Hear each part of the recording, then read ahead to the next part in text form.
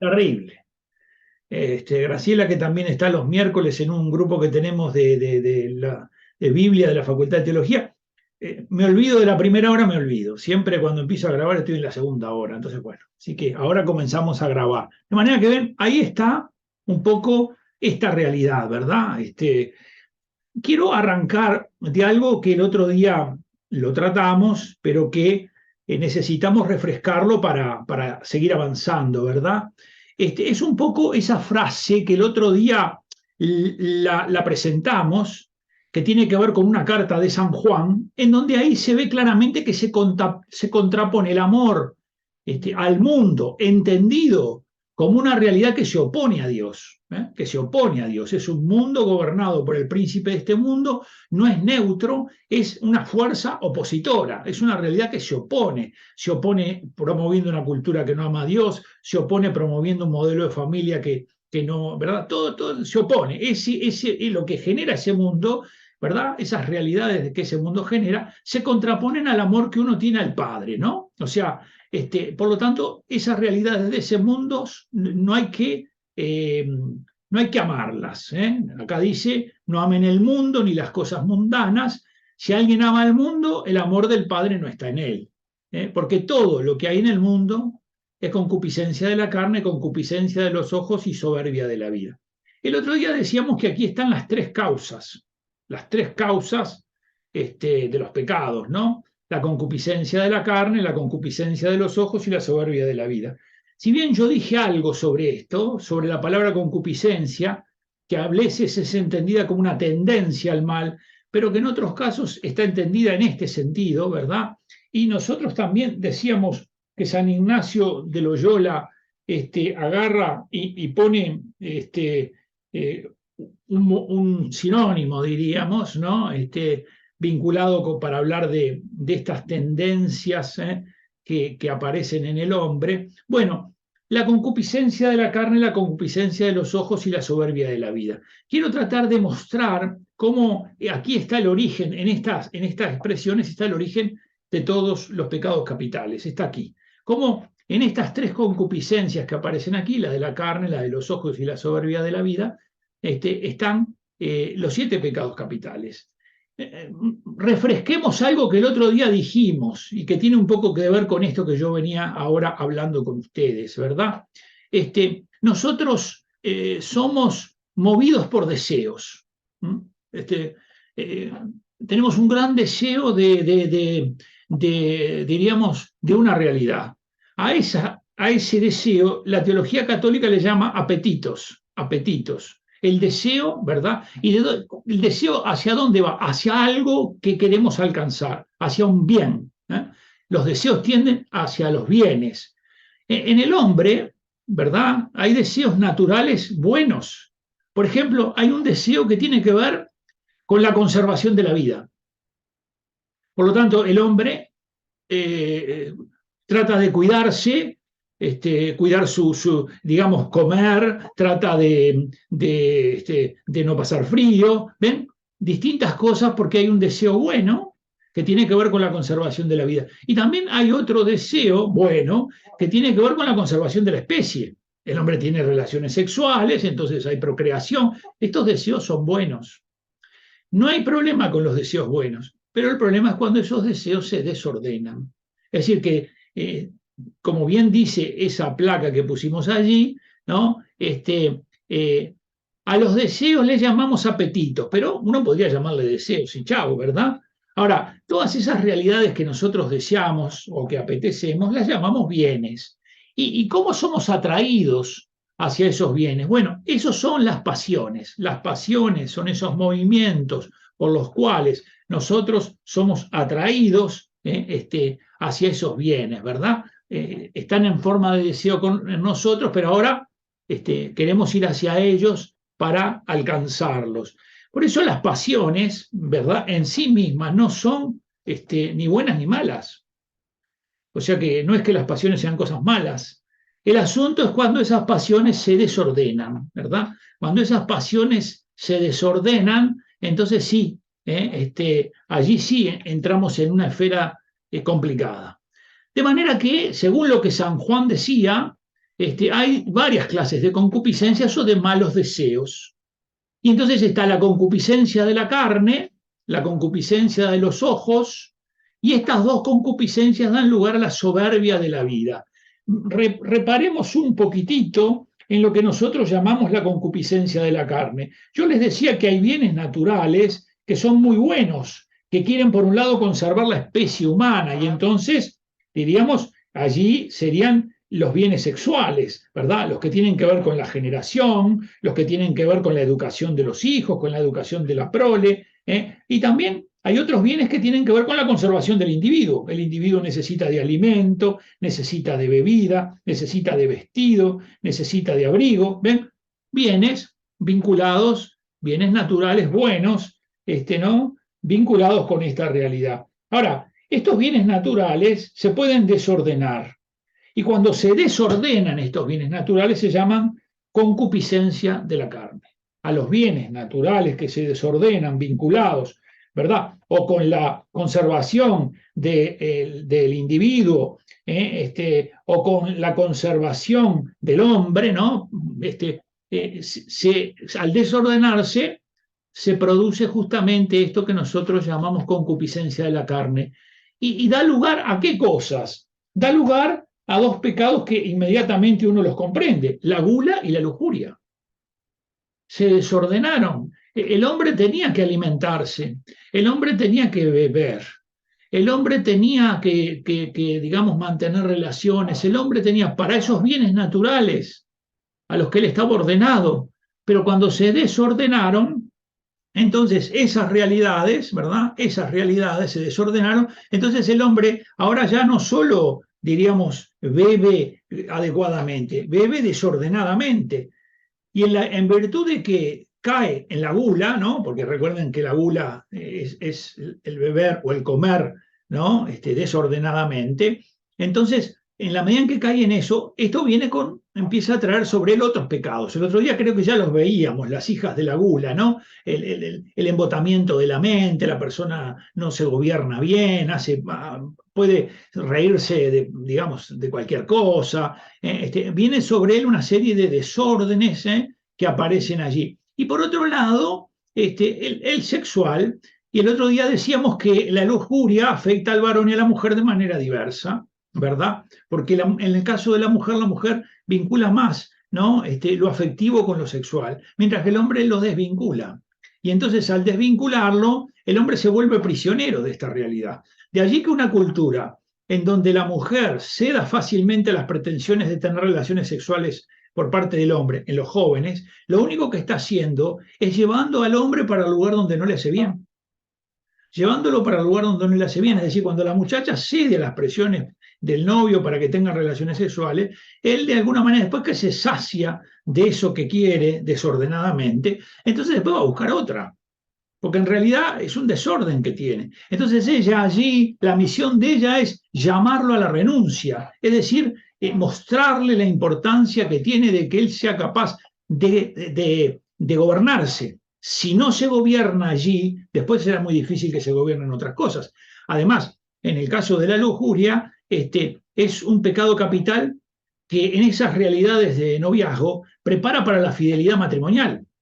De manera que si allí en el noviazgo no se le ayuda al varón a gobernar adecuadamente la lujuria, después en el matrimonio puede andar detrás de un esposo que ande por allí haciendo cosas que no debe.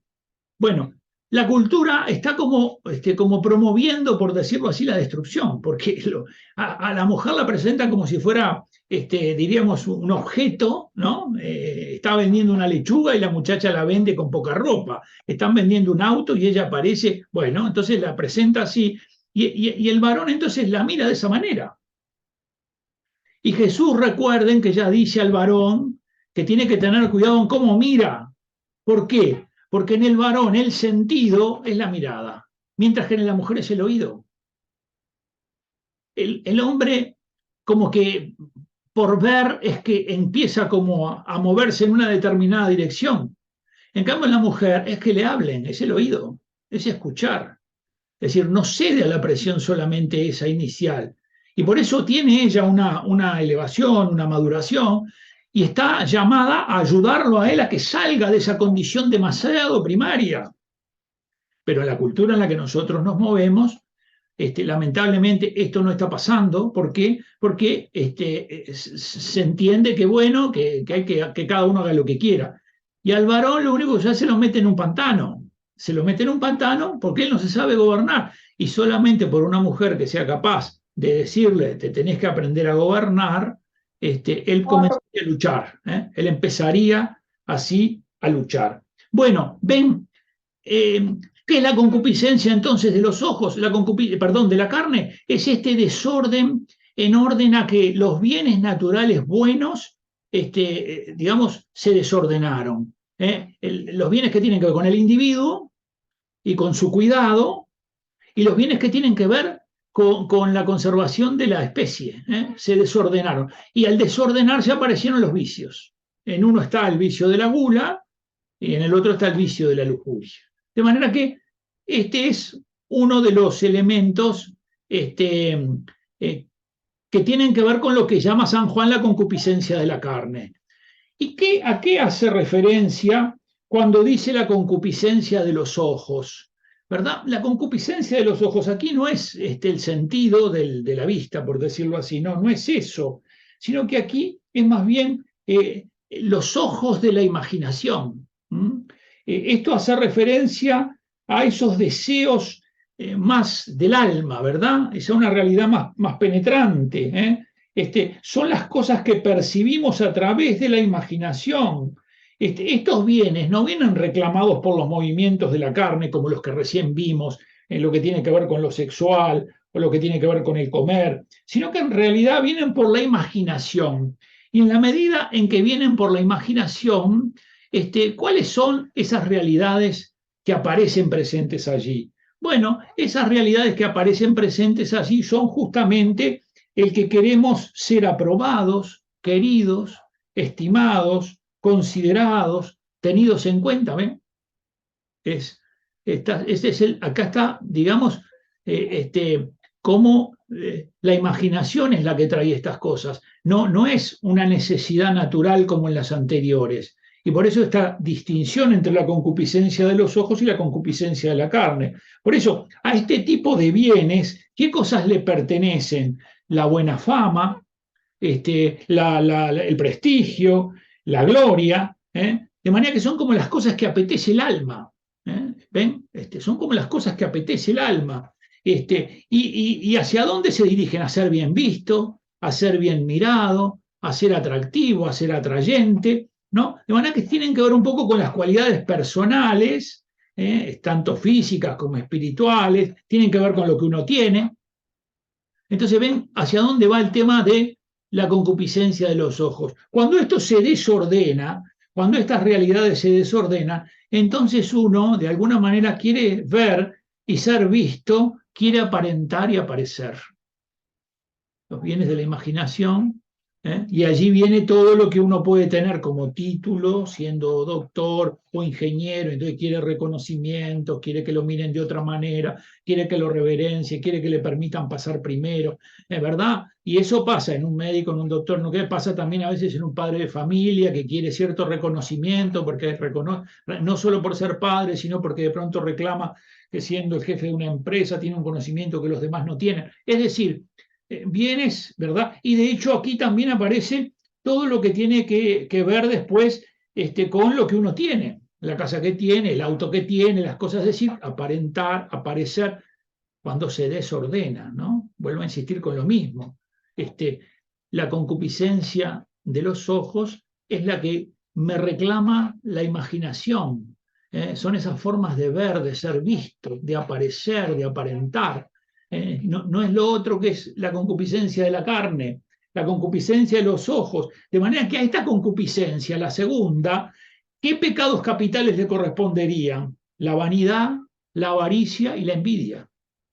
Aparecer, aparentar, querer tener lo que tiene el otro, entristecerme por sus bienes, alegrarme por sus males, en el caso de la envidia, ¿verdad?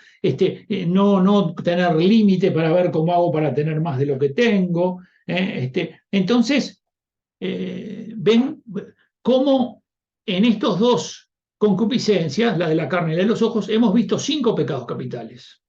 Ya han aparecido 5, la gula y la lujuria en el primero, y ahora apareció la avaricia, la envidia y la vanidad, que tiene que ver con la soberbia, ¿verdad? Y el tercero que aparece en ese elenco que nosotros vimos allí es la soberbia de la vida, ¿verdad?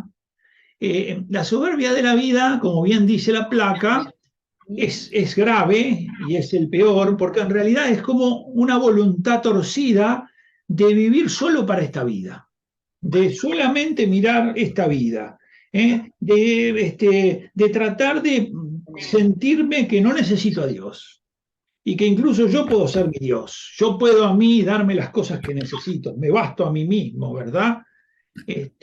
Yo ya lo decía la vez pasada, que hay veces que las personas dicen, pero la soberbia no, que es un pecado tan grave, porque nosotros reconocemos que el soberbio es como que se levanta frente a toda realidad y dice, yo no necesito de nada ni de nadie, me basto a mí mismo, ¿no?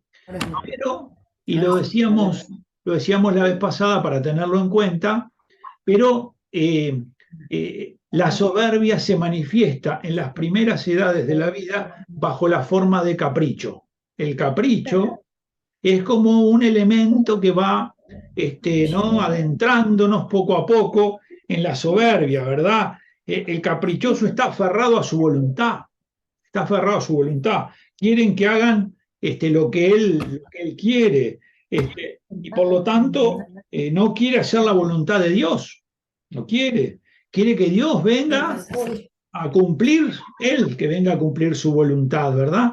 De manera que, aunque uno dice muchas veces, pero esto no es frecuente, esto no es común, esta realidad no es así. En cambio, nosotros encontramos en el capricho justamente una realidad que lo ejemplifica en una fase inicial, ¿no? ¿Por qué? Y bueno, porque en realidad el caprichoso está solamente centrado en él, en su razón, en sus decisiones. El soberbio evidente no quiere servir a Dios, sino que quiere que Dios lo sirva, no quiere obedecer a Dios, sino quiere que Dios lo obedezca. Y de hecho muchas veces las cosas que no acepta de lo que tiene que ver con la fe y con Dios es más bien porque no se está cumpliendo su voluntad, ¿no? Hablando de esto, el padre Bo Jorge, hablando de la soberbia y demás, dice que si el soberbio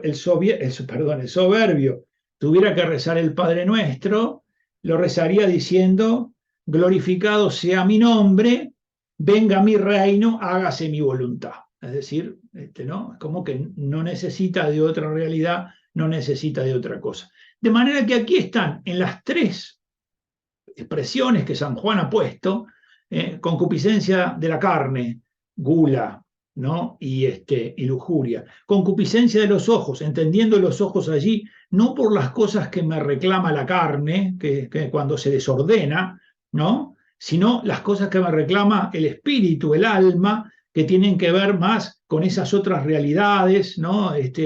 Ser visto, ser reconocido, ser admirado, y entonces allí aparecen la envidia y todas esas otras realidades más de corte espiritual. Y finalmente la soberbia de la vida, que es como la que engloba, porque en el fondo es el pecado del ángel caído, ¿verdad? Es el pecado del ángel caído. Fíjense, y esto es importante, ¿no? Que en virtud de que la mujer tiene una condición espiritual mucho más desarrollada que el varón, ella va a tener más dificultad con los pecados espirituales que con los carnales. No va a tener tanta dificultad, aunque tiene como el varón gula y lujuria, pero en realidad tienen de otra manera.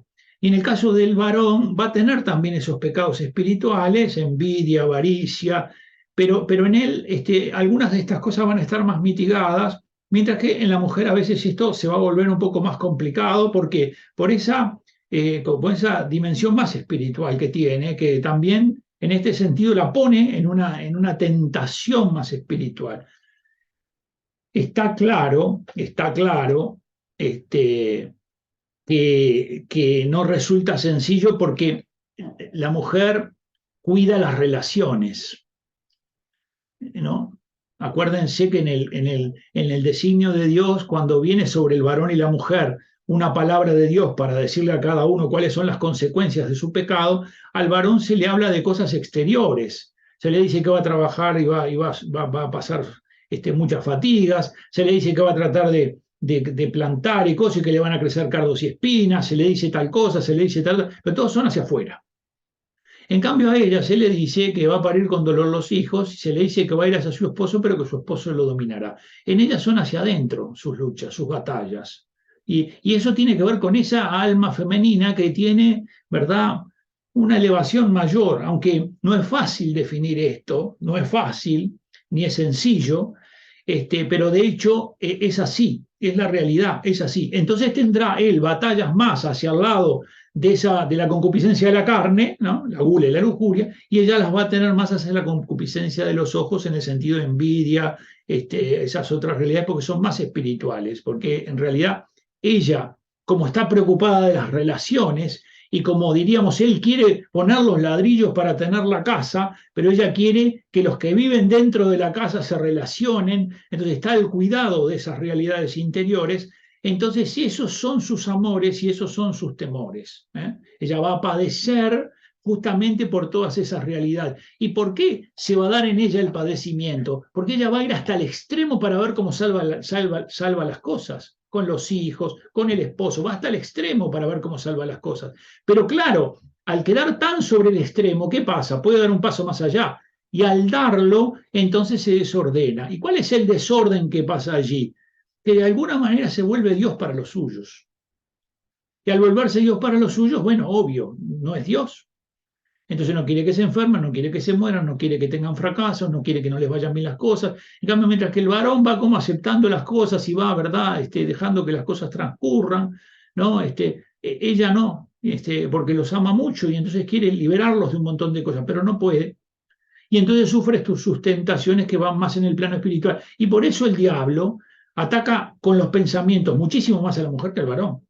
La mujer pero la atomiza, con todo tipo de pensamientos, ¿no? Pero como dice San Ignacio, si no están atentos a que tienen la azotea abierta, entonces terminan culpándose de cosas de las que no son culpables. Porque no es que todas las cosas que están pensando sean originadas en ella, sino que muchas de las cosas que están pensando son las tentaciones que el diablo está poniendo. ¿Y por qué lo hace? Porque espiritualmente tiene una mayor elevación y entonces hay una batalla que se pone en otro plano, por decirlo de manera sencilla y un poco, no repitiendo lo que decía vos, Jorge, pero dándole una aproximación. Al varón le tiene que tirar carne y entonces el león después que comió quiere seguir comiendo. Entonces, esto no corre con la mujer. Es una cosa muy simple lo del varón. Simple en el sentido malo, ¿no? Mientras que a ella tiene que entrar con una realidad más rebuscada, más espiritual, más de buscarle la vuelta a ver cómo la puede enredar, ¿verdad? De manera que, pero acá tenemos en estas tres imágenes puestas por San Juan en su carta: concupiscencia de la carne, concupiscencia de los ojos y soberbia de la vida, todos los pecados capitales, ¿verdad? Los 7 pecados capitales. Avancemos un poquito más. Yo estoy convencido que no nos va a dar para terminar, pero bueno, vamos a hacer todo lo posible. Bueno, esto ya lo hablé, ¿no? Los bienes naturales, la conservación, estas cosas ya las hablé. Los deseos del alma, los temas que tiene la mujer, ¿verdad? Muy bien, esto también ya lo hablé. La imaginación, esto también, así que me adelanté a todo esto, la soberbia de la vida, la dejamos por ahí. De manera que me voy a centrar un poquitito ahora en el tema de la avaricia, uno de los pecados. El otro día habíamos visto la gula, habíamos visto la lujuria, y ahora vamos a mirar el tema de la avaricia, que es otro de los pecados capitales, ¿no? ¿Qué es la avaricia? Bueno, la avaricia es la ambición, es el deseo vehemente de obtener bienes materiales, o gloria o fama, y como tal en sí misma no es mala. O sea, que una persona quiera obtener bienes materiales, o que quiera ser famoso, o que quiera tener una realidad así un poco gloriosa, en sí mismo no es malo. El tema siempre es el mismo: si se desordena la ambición, que diríamos es lo que inicialmente está como punto de partida, se termina convirtiendo en avaricia, avaricia. Y la avaricia da lugar a la codicia y a todos los vicios que de ella se derivan. ¿Ven? El avaro se vuelve codicioso. Y estas realidades, digo, mantienen una distinción, ¿verdad? Entre avaricia y codicia, entre la avaricia y hay como una distinción que a veces tendríamos que manejar mejor, ¿verdad? Por ejemplo, hablemos de la ambición, que ya teníamos la definición. La avaricia es ese deseo desordenado de adquirir y tener bienes materiales, y se refiere especialmente al deseo del dinero. ¿No? Jesús en muchas ocasiones nos ha advertido sobre la complejidad de esta realidad. ¿Por qué Jesús nos advierte sobre la complejidad de esta realidad? Porque hay pocas cosas que reclamen el corazón, en cambio el dinero reclama el corazón. Jesús dice no se puede servir a Dios y al dinero. El dinero en sí mismo no es malo. El asunto es que no es fácil gobernarse, sobre todo porque el dinero poco a poco a uno lo vuelve, de tener el dinero a su servicio, después el dinero lo tiene a su servicio. Y entonces lo pone una y otra vez frente a decisiones que tiene que tomar, y esas decisiones comienzan a estar centradas en ese dinero que es el que le da el bienestar que tiene, ¿no? De manera que Jesús advierte, dice que hay que tener cuidado. ¿Cuál es la virtud que se le opone a esto? Bueno, es el desapego de los bienes, que cristianamente se conoce como austeridad. La austeridad podría llamarse también pobreza de espíritu. La austeridad. Uno, digamos, tiene que saber que hay límites. No porque yo pueda, debo acceder a todo lo que quiera. No, tengo que también tener una moderación, tengo que tener también una austeridad. Y esto tiene también su fundamento en la comprensión de que en realidad todos los bienes que tenemos tienen su origen en Dios. Y es Él el que nos ha dado los bienes. De manera que nosotros somos todos administradores de los bienes de Dios. Y por eso tenemos, en la medida en que Dios nos los ha dado, tenemos que ser en ese sentido responsables, y parte de la responsabilidad viene también por esa decisión de vivir con cierta austeridad algunas de las realidades de la vida. Por eso, ¿cuál es la virtud que se opone? Es esa, el desapego, y esas realidades vinculadas con cómo yo me manejo con ellos. Claro, hay veces que ocurre que nosotros nos volvemos avaros o codiciosos de los bienes ajenos, y esto es la madre de muchos pecados. Por ejemplo, cuando yo empiezo a codiciar lo que tiene el otro, cuando yo, ¿verdad?, trato de ver cómo podría yo tener eso también, entonces son los robos, las rapiñas, los fraudes, el dolo en los negocios, la falsificación de las monedas, ¿verdad?, la adulteración de las mercaderías, el acaparamiento, el soborno, las coimas, las comisiones, todas esas realidades, ¿no? También es causa de la retención del salario o de la justicia en la retribución que se da a los demás por el trabajo que realizan, ¿no?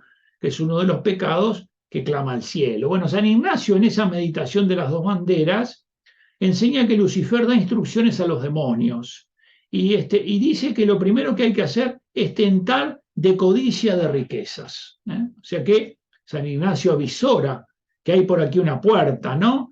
Y entonces San Ignacio en los ejercicios dice que si se tienta por la codicia de las riquezas, más fácilmente la persona va a caer en el vano honor del mundo y de allí en los demás vicios. De manera que la codicia de las riquezas es una puerta.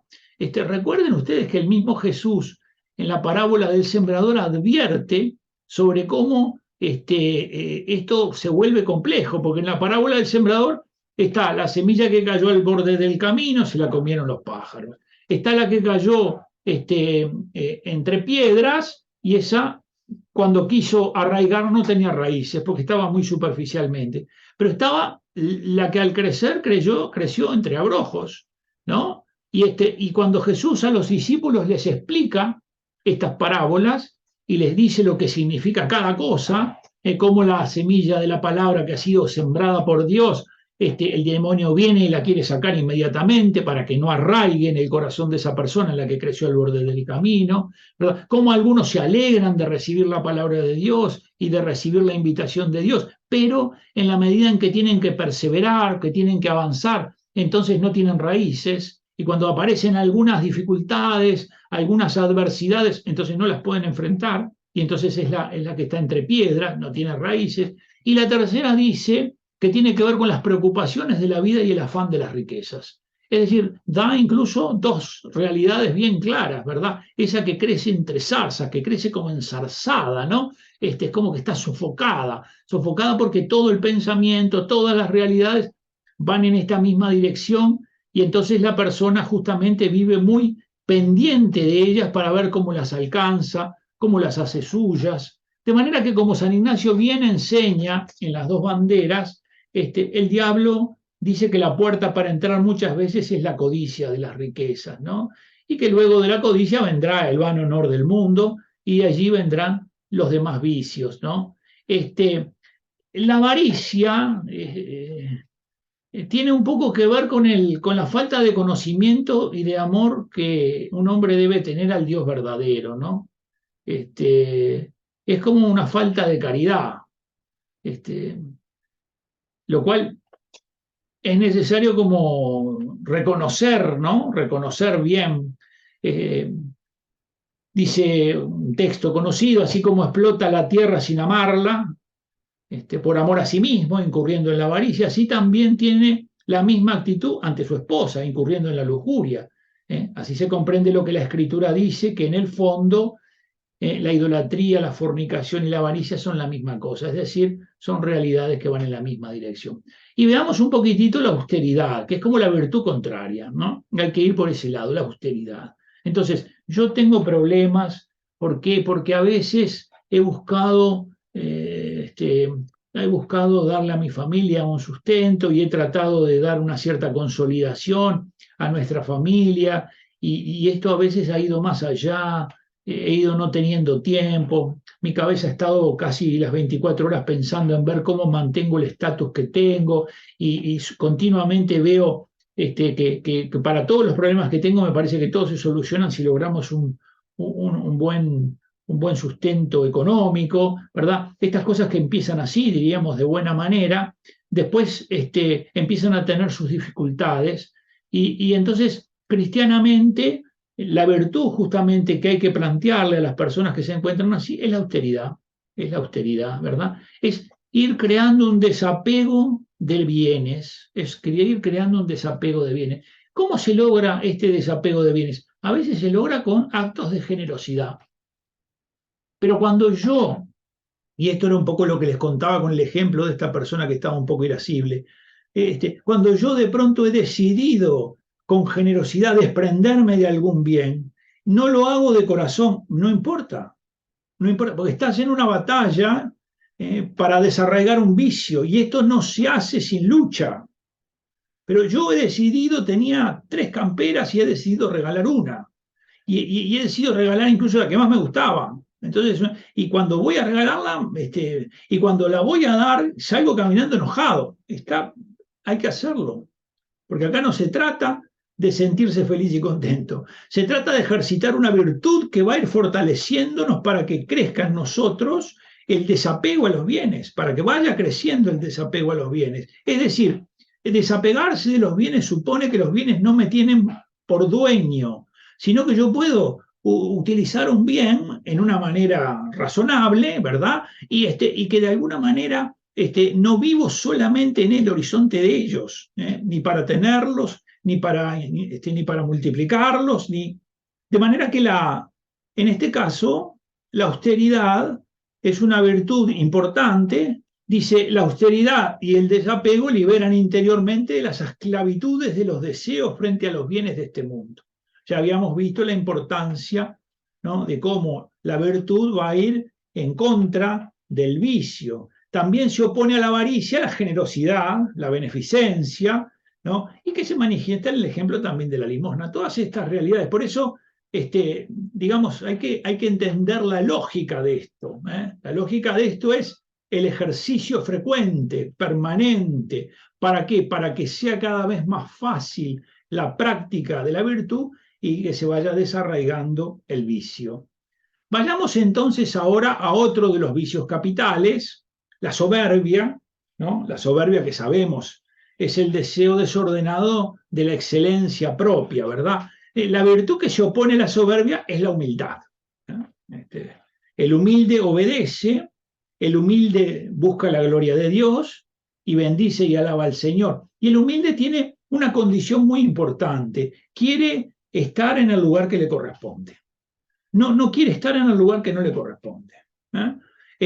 Siempre aparecemos tentados por tratar de ocupar un determinado lugar y a veces nosotros nos parece que estar en tal lugar puede lograr mayores reconocimientos y que si nos dieran ese lugar entonces nos estarían reconociendo a nosotros.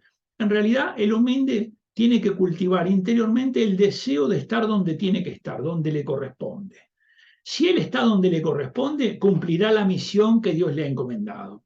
¿Por qué? Porque en realidad la humildad debe alejarse de dos realidades perniciosas para el ejercicio de la virtud. Una es muy evidente, ¿no? Es esta, la de la soberbia. Es creerme lo que no soy. Es atribuirme a mí cosas que yo en realidad no soy. Es entonces, ven, lo que recién decíamos, vivir de que se crean que soy esto y de que me tengan por tal cosa, es tratar de ser lo que yo no soy. Eso es lo contrario a la humildad. Pero por otra cosa, por otro lado, hay que tener cuidado de pensar que la humildad es justamente decir que no sirvo para nada. Eso no es ser humildes. Hay que salir de esa. O de la persona que dice, yo no quiero, no, yo no quiero porque no quiero. No te gustaría, no sé. Y piensen en cualquier cosa. No. Interiormente dice, no, yo no voy a agarrar esto porque en realidad si yo agarro esto, se van a pensar de mí que yo lo hago por tal o cual cosa. No, la pregunta que corresponde es si eso es lo que Dios te pide a ti. Si Dios te lo pide, lo tenés que hacer. Lo tenés que hacer aunque haya incomprensiones. Si Dios te lo pide, lo tenés que hacer. Porque recuerden que las bendiciones del Señor en nuestra vida están allí donde está lo que Dios está haciendo en nosotros. Si a nosotros nos sacan de lado a través de una tentación diciendo yo no sirvo para nada, por lo tanto prefiero que no me tomen en cuenta, entonces las cosas que Dios iba a hacer a través nuestro quedan sin hacerse presentes. Si tú tenés un don, ejercítalo. Si Dios te ha dado una gracia para algo, ejercítala. Pero lo que pasa es que si yo la quiero ejercitar, capaz que despierto la envidia de los demás. Bueno, si tú tenés el don, ejercítalo. El tema de la envidia de los demás es de la envidia de los demás, no es tuyo. Porque lo que Dios quiere hacer a través de ese don que te dio queda infecundo. ¿Y por qué queda infecundo? Porque estás demasiado preocupado porque el otro está respondiendo de una manera inadecuada. Entonces, la humildad quiere ocupar su lugar. Y yo siempre pongo el ejemplo que me parece muy claro de San Juan Bautista. San Juan Bautista lo confunden con el Mesías y él dice que no es. Él podía haber dicho, podía responder vagamente, decir, bueno, sí, yo sé, sí que andan esperando al Mesías y bueno, muchos me dicen que soy el Mesías y no sé, yo tuve algún sueño que me parecía que era, es decir, dejar todo en la nebulosa como para que la gente, él dice, yo no soy. Yo no soy. Y cuando vienen a reclamarle, ¿no? Sobre determinados comportamientos que tiene él y que tienen sus discípulos, él dice que cuando llega el novio, el amigo del novio se alegra.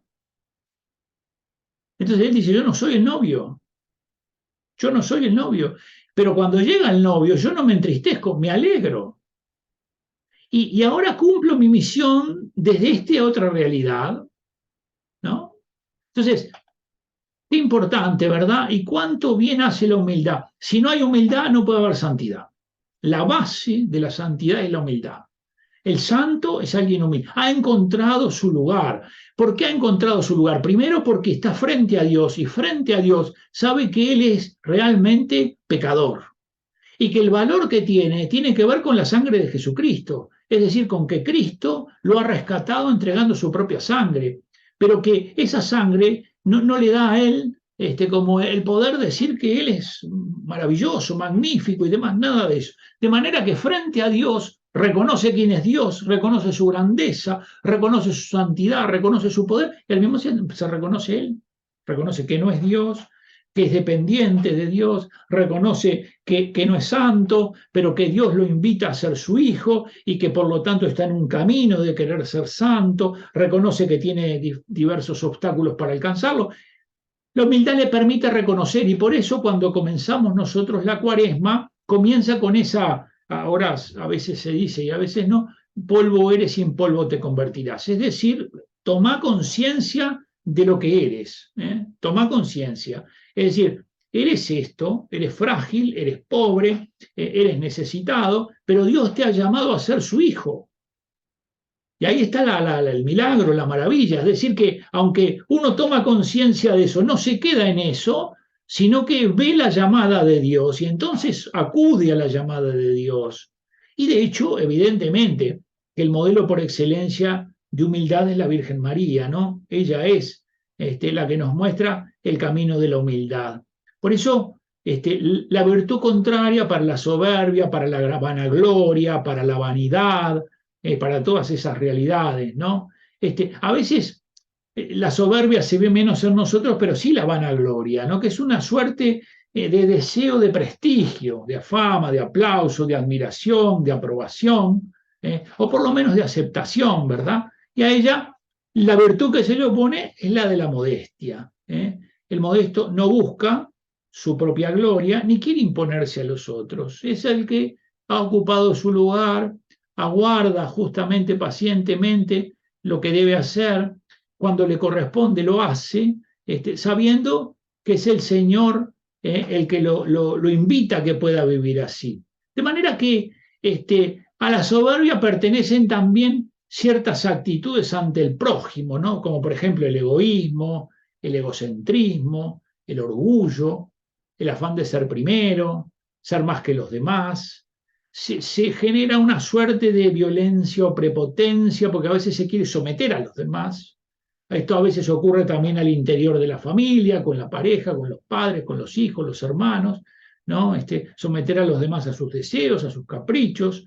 Muchas veces en la soberbia y el orgullo se oculta, ¿no? Bajo una suerte de menosprecio de las autoridades, sobre todo los padres, o alguna otra autoridad, porque se aspira a dominarlas.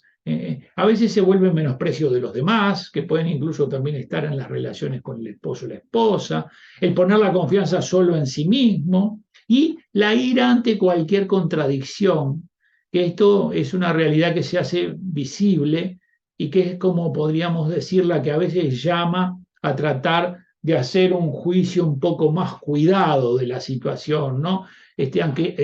Ante cualquier contradicción, cualquier obstáculo a su voluntad, la violencia de prevalecer. Bueno, ¿qué debemos hacer? Mirar a Jesús. ¿Qué ha hecho Jesús y qué es lo que nos ha dicho? Obviamente que Jesús es el más grande de todos. No solo es el más grande, es el más importante, es el único. Todo podríamos seguir diciendo cosas de Jesús, todas fantásticas, ¿no? Y yo siempre veo una contraposición que me da hasta cierto escalofrío a mí, ¿no? Cuando veo todo eso grandioso de Jesús, frente a eso, veo que él mismo decía que no tenía dónde reclinar la cabeza.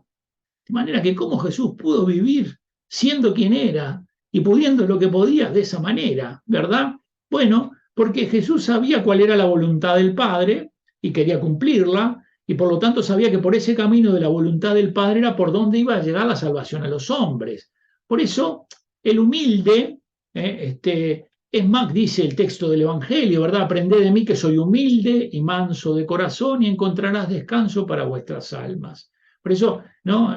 San Pablo nos pone como siendo él quien era, no retuvo ser igual a Dios, es decir, no hizo uso de esa condición suya de ser Dios, sino que por el contrario, ¿verdad? Tomó la condición de siervo y humillándose, obedeció hasta la muerte y muerte en cruz. Bueno, toda la vida de Cristo está en esta clave, ¿no? Toda la vida de Cristo. Y de hecho la Virgen es el ejemplo más perfecto, ¿no? Mi alma engrandece al Señor porque miró la humildad de su esclava. Santa Teresita del Niño Jesús, hablando de esto de la Virgen, dice que el Señor se abismó sobre ella porque no había otra persona tan humilde como la Virgen. O sea que no existía nadie humilde como la Virgen. De manera que la humildad lo atrajo a Dios sobre ella, ¿verdad? Y nosotros sabemos que es cierto que un fundamento de la existencia de María está íntimamente vinculado con eso, con la humildad. Veamos entonces, y seguramente con esto ya estaremos cerca del final, veamos un poquitito esta realidad, ¿no? Es una pena que hayamos llegado medio así, ¿no? Que tiene que ver con otro de esas realidades, la tristeza, ¿no? Esta realidad que la produce el alma, la produce por dos realidades, ¿eh? O porque uno quisiera tener un bien, quiere acceder a algo y no puede, ¿no? Entonces es un bien que él quiere alcanzar, pero no puede hacerlo. A ver si puedo pasar para atrás a ver si puedo pasar para atrás. La tristeza, ¿no? Bueno, quiero pasar para atrás, pero veo que no puedo. A ver si puedo. Acá está. Ahora sí. Un bien que quiere alcanzar, o un mal invencible. Es decir, tengo frente a mí algo que no hay posibilidad de vencer. O quisiera un bien, pero es arduo, es muy difícil de alcanzarlo. De manera que, como pasa con todas las realidades, la tristeza no es mala. Pero, porque digo, de hecho, sería extraño que frente a la partida de un ser querido no haya tristeza. O sea que así como pasa con la ira, que hay cosas que serían raras si no estuvieran presentes. Con la tristeza pasa lo mismo, ¿verdad? Frente a determinadas realidades de la vida, la tristeza es necesaria, ¿verdad? Pero muchas veces la envidia es como una suerte de tristeza, ¿eh? Una tristeza porque por algún bien de otro, ¿eh? El envidioso ve el bien ajeno como mal propio, ¿no? El envidioso tiene esa realidad, ¿no? Y por lo tanto suele suceder que también se alegra del mal ajeno, pues la envidia también es alegría del envidioso por el mal de los envidiados. Esta alegría no es exclusiva de la envidia, puede también provenir del odio, del rencor y de la venganza, ¿no? Qué importante es entonces que nosotros podamos ir eh, revisando en nuestra existencia todas esas realidades que se van moviendo en nuestro interior, ¿no? ¿No? Uno va viendo que con esta persona tengo como unos sentimientos extraños, ¿no? Cuando nos ponemos a conversar, veo que empieza a hablar y empieza a crecer en mí como una suerte de enojo y me pregunto, ¿pero por qué me enojo? ¿Qué cosas son las que me enojan?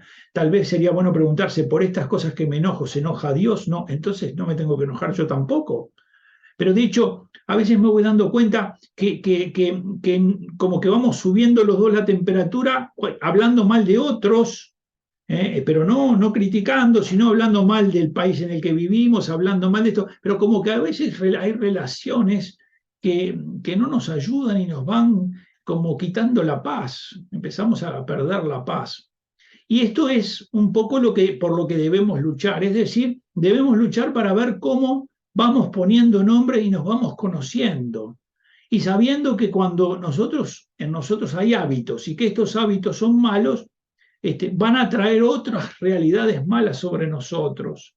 Y que la única manera de tratar de mitigarlos e incluso de destruirlos por completo será conocer cuál es la virtud que se le opone y practicarla. Y no practicarla sin luchar, sino practicarla haciendo un esfuerzo inicialmente y a veces no teniendo un sentimiento interior que la acompaña, ¿verdad? Como diciendo, porque parece que a veces la persona, en la medida en que siente eso interiormente, dice, no lo hago porque soy un falso. No. Estás en un camino de conversión y evidentemente que se ha regado en ti un vicio y de hecho necesitaríamos que te hagas un camino. Bueno, llegamos a las 20:59. Hemos andado corriendo. Hemos compartido a lo largo de este mes algunas cosas. Yo hubiera querido ir un poquitito más allá, pero no pudimos.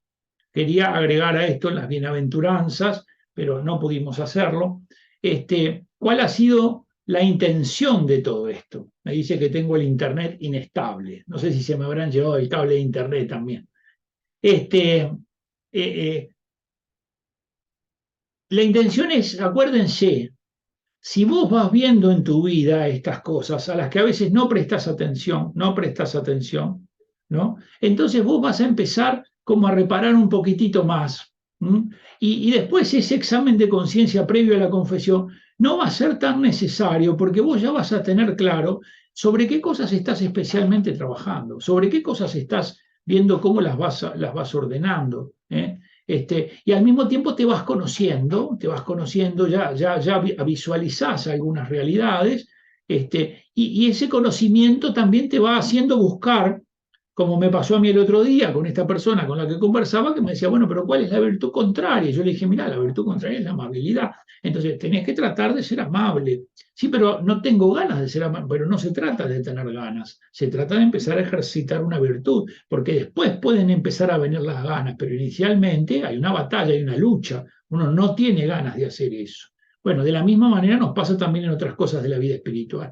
Y esto es importante porque esto es firme, esto tiene un sustento. A veces nosotros, acuérdense, necesitamos, digamos, como afincarnos en cosas concretas, ¿no? Yo quiero ser humilde, yo quiero ser paciente. Bueno, pero ¿en qué? ¿En qué? Revisa tu vida. ¿En dónde no sos paciente? Bueno, todos los días me molesta mucho que cuando llego a mi casa me digan que no hay pan cuando estuvieron todo el día acá y no hicieron el mandado. Ah, bueno, ahí se ve que no sos paciente, pero ahí también hay un comportamiento inadecuado de los demás. Entonces, pero encontrar en dónde están esas realidades y encontrándolas dónde están, entonces ir dando pequeños pasos para poner la salud allí donde hay un mal, para que Dios vaya haciendo su obra, para que Dios viendo nuestro corazón, viendo las disposiciones que tenemos, viendo los pequeños pasos que vamos dando, ¿no? Porque es como la persona que dice, me quiero confesar. Y bueno, ¿qué hiciste para confesarte? Nada. Bueno, te querés confesar, pero no pusiste ningún propósito. Entonces, si él se quiere confesar, va a una iglesia y el cura no está, ya no es él, pero él hizo eso y eso es lo que ve Dios. De la misma manera que con todas las cosas de la vida también tiene que ser así. Todas las charlas que hemos dado en estos encuentros, que llamamos el examen de conciencia, ya están en el canal de YouTube, no están prolijas y demás, porque solamente así como hoy se grabó, las subimos así, sin ningún tipo de cuidado ni nada que se le parezca. En el canal de YouTube hay otras que tienen que ver con las que ya hicimos, una que hicimos sobre los ángeles, otra que hicimos sobre los últimos tiempos, la profecía de Cristo, ¿no? La persecución, todo lo que Cristo anuncia, siguiendo al cardenal Newman en un librito que se llama 4 sermones sobre el anticristo. De manera que eso también está todo allí, pero además hay otras cosas. ¿Cuál es una de las dificultades que observamos? Y ustedes las deben de tener como las tengo yo. Las cosas cuando son un poco largas, la gente no. Alguno con mucha interés la escucha, pero como que necesita tener un tiempo más breve, ¿no? Y entonces yo allí en el canal he subido unas cosas que se llaman coloquios. ¿De dónde viene esa idea de los coloquios? De una expresión que tiene, de una expresión que tiene la hermana de San Benito. La hermana de San Benito iba al monasterio y cuando se cumplía una determinada hora tenía que irse del monasterio, pero ella iba para hablar con su hermano, para hablar de las cosas eternas, para hablar de las cosas de Dios. Entonces, ¿qué ocurría? Que ella quería retrasar esa conversación porque, porque llegaba la hora en que sonaba la campanada en el monasterio y ya se tenía que ir. Entonces ella decía que teníamos esos coloquios, siempre hablaba de los coloquios que tenía con su hermano, que eran sobre las cosas de Dios. Entonces esos coloquios son reflexiones que a veces nacen de cosas que pasan en un momento determinado. Hace pocos días se casó un miembro de nuestra comunidad, muy joven, Pablo, y yo fui a donde estaban de retiro ahora es la señora, a dar una pequeña charlita, ¿no? Y entonces sinteticé lo que dije ahí en la charlita, en ese coloquio. O sea que nacen de esas cosas, ¿no? De ciertas resonancias a través de esas cosas que vamos compartiendo. Bueno, que tengan una Semana Santa preciosa, llena de Dios, que la puedan disfrutar mucho, los que son de mi comunidad, que aquí hay muchos, bueno, que pasemos una santa Semana Santa, que Dios nos haga santos y que nosotros nos abramos a esa acción de Dios sin miedo y sabiendo que Él quiere eso. Y que entonces si nosotros hacemos nuestro su querer, entonces también nosotros podremos ir ordenando esa vida nuestra, que no es sencilla porque vivimos en medio de un mar de cosas y de realidades, ¿no? Y si Dios lo quiere, pienso yo que por allá, por el mes de mayo o cosas así, seguramente propongamos otra cosa que se trata de cosas que tienen que ver con nuestra tradición, lo que enseña la iglesia desde siempre, eso que está allí y a veces uno no lo conoce, ¿no? Entonces, les mandaremos el aviso de eso. Hacemos una oración final y nos despedimos en el nombre del Padre, del Hijo y del Espíritu Santo. Amén. Señor Jesús, te damos gracias por todo lo que tú obras. Estos encuentros que hemos tenido sean de mucha bendición. Que las palabras que veas tú no tienen su origen en ti o en tu enseñanza, desaparezcan y que solo queden aquellas que tú quieres que alcancen los corazones para que se vuelvan fecundos a tu amor. Ayúdanos, Señor, a ser humildes. Ayúdanos a ser pacientes, a ser mansos. Ayúdanos a ser amables. Ayúdanos, Señor, a que siempre reprendamos el camino cuando nos hemos caído, cuando nos hemos tropezado. Te pedimos especialmente por nuestros familiares, amigos, vecinos. Te pedimos por nuestras comunidades, para que podamos seguirte con fidelidad, amándote y sirviéndote especialmente en los hermanos que más sufren. Y a María, nuestra Madre, nuestra Reina, nuestra Señora, le entregamos nuestro corazón pidiéndole que lo bendiga, que nos enseñe a guardar en Él las cosas que Jesús dice y realiza, y que podamos alegrarnos con la alegría de la buena noticia, con la alegría de la palabra de Dios. Ponemos a nuestros familiares, seguramente hay familiares que están tristes, hay otros que de pronto andan un tanto desorientados, hay otros que están un poco cansados, a todos ellos los ponemos en el corazón de María, porque dicen que el Señor todas las mañanas revisa el corazón de María antes que cualquier otra cosa, y entonces allí encuentra todas estas súplicas que la Virgen le presenta, para que Él pueda ayudar a las personas que están pasando dificultades. Y que el Señor los bendiga, los cuide, los proteja, los acompañe, los llene de consuelo y de paz. Y yo los bendigo en el nombre del Padre, del Hijo y del Espíritu Santo. Amén.